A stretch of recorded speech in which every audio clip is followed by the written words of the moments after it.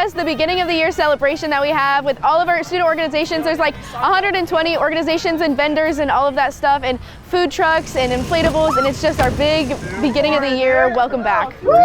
So the theme is outer space because Wright State is out of this world, so we kind of wanted to play on that a little bit. Wright State 2023. It's really exciting to see all the freshmen coming in. They seem like they really want to get involved, and that's really exciting as an org leader, especially as an outgoing senior. Meeting new people, seeing culture, different culture, diverse culture, and it feels good. A little harder than it looks, but it's pretty fun actually.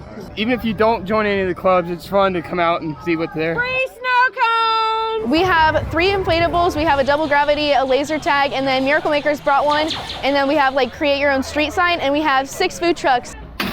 So this is for the Interfraternity Council. Raider up! We're raising money for probably future events and whatnot.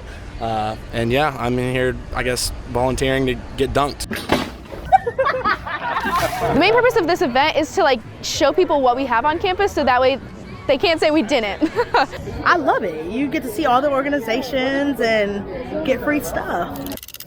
I love how all of the clubs come together, and it's a really good opportunity to see what all Wright State University has to offer for the students. It just keeps growing every single year. It's fun to get free gear, support, join different clubs that you didn't know existed. I didn't know about half of these organizations until I started planning this, and then come to find out that they're really cool people and they're people that I want to get involved in, and that's what we want. We want people to get involved. We want people to stay here on campus and feel like they belong.